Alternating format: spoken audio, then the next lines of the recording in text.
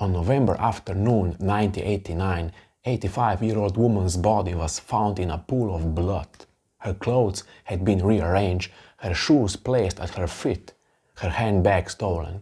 It was the third time in 8 months that elderly woman on Sydney's North Shore had been found this way.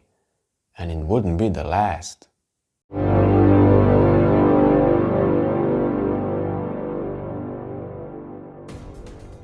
Eight months earlier, on March 1st, 1989, an 82-year-old woman was found beaten to death with a hammer at the entry to her Mosman unit block.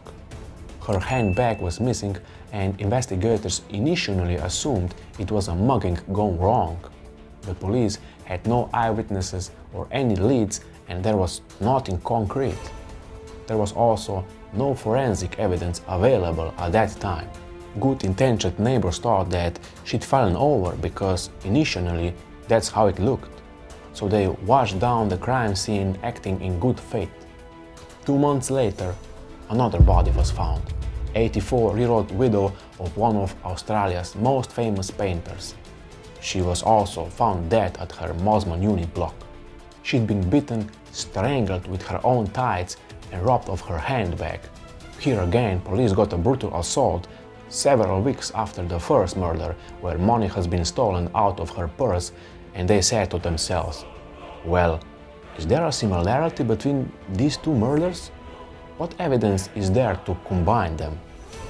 Police made the decision that these murders were connected. Basically, at the third murder, they were starting to believe they had a serial killer. A day after third murder, on November 3rd, 81-year-old woman was found dead in a pathway at her retirement village in Belrose. Roughly 14 kilometers from the earlier murders, there were clear similarities. She'd been beaten, strangled with her tights, her clothes had been rearranged, her shoes placed by her body, and her money stolen. Again, broad daylight. Again, no eyewitnesses. And again, well-intentioned people cleaned up the crime scene. After 4 murders, the police were tense, waiting every moment of the day. Was there going to be a phone call? Was there going to be some type of message they got another murder? When the next call came, there was a little quietness in the police office. 93-year-old widow murdered in a similar circumstances in her home, but this time it was a private house and the scene had not been disturbed. There was a bloody footprint and a description from a neighbor of a man seen in the area, gray-haired, middle-aged. By then, a task force of roughly 80-90 detectives were working on the case, sifting through evidence and more than 700 suspects. But it wasn't until the new year that the case opened up. On January 11, 1990, an elderly patient at Greenwich Hospital reported that she'd been sexually assaulted. In the course of their investigation, police contacted a salesman for a pie company who'd been in the hospital on business around that time. A married father named John Wayne Glover. Yet prior to his scheduled police interview, the British-born man made an attempt on his life. This was absolutely alarming because all the police wanted to do was just to talk to him. There was nothing to suggest that Glover at that stage was the person who had touched this lady. His reaction to the police involvement was absolutely unique and unusual. Police visited Glover in hospital where he consented to be photographed but declined to be interviewed. But his physical appearance matched that of the supposed granny killer. He also matches a sketch of a middle-aged, grey-haired man who had physically assaulted and robbed a number of women across Sydney's North Shore in recent months. The two photos, when police compared them, were nearly identical. So at that point of time, this person, Glover, the pie salesman, became a suspect under surveillance. Despite the eyes of the police force were upon him, Glover managed to make one last kill.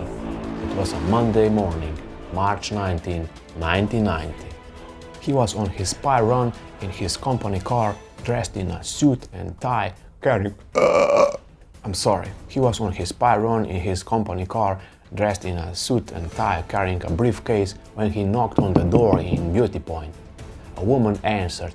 It was a lowing welcome at the front door with a real togetherness. And so those who saw it believed that everything was okay. The idea was he was still in his spy run. Police didn't really understand what he was doing there. That woman turned out to be a 60-year-old with whom Glover played bridge. Hours passed and Glover failed to emerge. Concerned detectives entered the home and found woman's body in a hallway, lying in a pool of blood with her tights tied around her neck. Glover was found unconscious in the bathtub, having made another attempt on his life with sleeping pills. At his 1990 trial, John Wayne Glover pleaded not guilty on the grounds of diminished responsibility. In other words, the accused's responsibility at the time of the killing was substantially affected by a mental disorder. But the crimes indicated otherwise. When he killed, he was also planning what to do with the victim's money, usually spend it on poker machine, gambling or alcohol. And after each of the murders, he took the hammer that he used as a weapon, took it home and washed it in acid. And so, there was supreme evidence of intent with all the murders. So the question remained, why? Why kill this woman? It wasn't the money. The amounts he stole from the woman were small. We are talking about tens of dollars. Given the removal of the woman's tights, there was speculation his motivation was sexual. It also later occurred that between the second and third killing, he had indecently assaulted several women at a retirement home across Sydney. In some cases, he'd used his business as a salesman to gain access, while others occurred at the facility at which his mother-in-law lived. He'd wander off during visits and prey on other residents. Yet, despite this perversion, there was no evidence that he sexually assaulted any of the women he killed.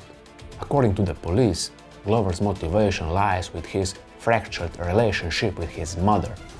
As a psychologist testified during the trial, Glover, who loved his father deeply, resented his parents' separation and the fact that his mother had several husbands and boyfriends throughout his childhood.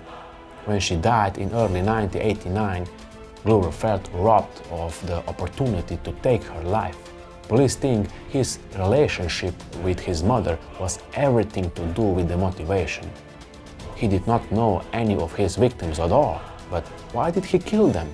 Well, the answer to that is simple, that when he was killing them, he was actually killing his own mother, who was already dead.